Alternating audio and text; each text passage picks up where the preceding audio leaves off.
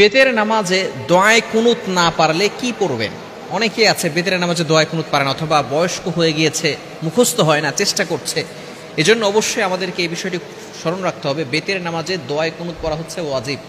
কোনো ব্যক্তি পারে, ইচ্ছাকৃতভাবে যদি দোয়ায়ে কুনুতটি ছেড়ে দেয় তাহলে কিন্তু তাকে সাহু সেজদা দিতে হবে। সাহু সেজদা না দিলে তার নামাজ ফাসেদ হয়ে যাবে, নামাজ বাতিল হয়ে যাবে। নামাজে যে সাহু সেজদা দেই আমরা, কেন দেই? ওয়াজিব ছুটে গেলে নামাজে সাহু সেজদা দিতে হয়, ফরজ ছুটে গেলে সেই নামাজ বাদ। এই বিষয়টি স্মরণ রাখতে হবে। তো বেতের নামাজে দোয়ায়ে কুনুত পড়া কি ওয়াজিব। এই ক্ষেত্রে অবশ্যই ওয়াজিব একটি কাজ, যেটা ফরজের কাছাকাছি, সেই দোয়াটি আমরা অবশ্যই শিখব।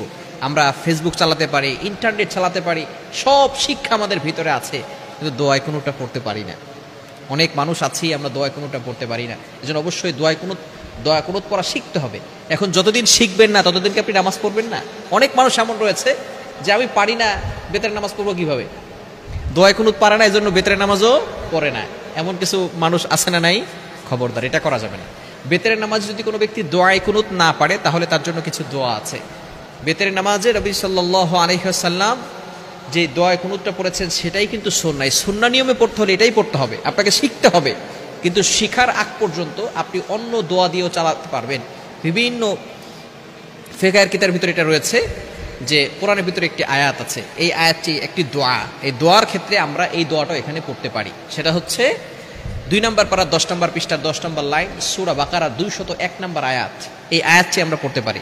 এটা দোয়ার ক্ষেত্রে আমরা বলে থাকি, রব্বানা আতিনা ফিদ দুনিয়া হাসানা ওয়া ফিল আখিরাতি হাসানা ওয়া কিনা আযাবান নার। এই দোয়াটি কিন্তু আমরা পড়তে পারি।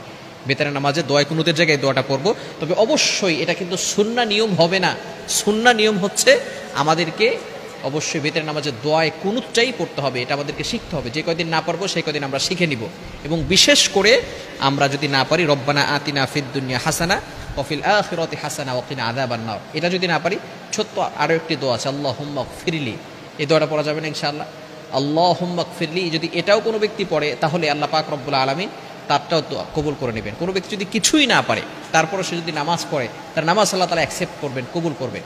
কিন্তু তারপর আমাদেরকে শিখতে হবে, শেখার জন্য চেষ্টা চালিয়ে যেতে হবে। আপনি মুরব্বী হয়ে গেছেন তো কি হয়েছে, তালিবুল ইলম হিসাবে আপনি আল্লাহর কাছে গণ্য হবেন। এজন্য অবশ্যই দোয়ায়ে কুনুত আমরা শিখবো, যেটা নামাজের জন্য দরকার। ওয়াজিব যে বিষয়টি সেটা আমাদেরকে অবশ্যই শিখে রাখা দরকার।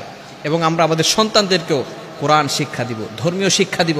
নামাজের জন্য, বিশেষ করে নামাজের জন্য যে দোয়াগুলো দরকার, দুরূদ শরীফ, দোয়ায়ে মাসুরা, তারপরে তাশাহুদ, দোয়ায়ে কুনুত, এগুলো যদি আমরা আমাদের সন্তানকে শিক্ষা না দেই তাহলে কিন্তু আমরা কঠিন বড় বিপদে পড়ে যাব। সন্তানরা না পারলে কিয়ামতের ময়দানে আল্লাহ তাআলার কাছে জবাবদিহি করতে হবে। এজন্য আমরা অবশ্যই দোয়ায়ে কুনুতটা নিজেও শিখব এবং দোয়ায়ে কুনুত যতদিন না পারবো এই দোয়াগুলো পড়ব।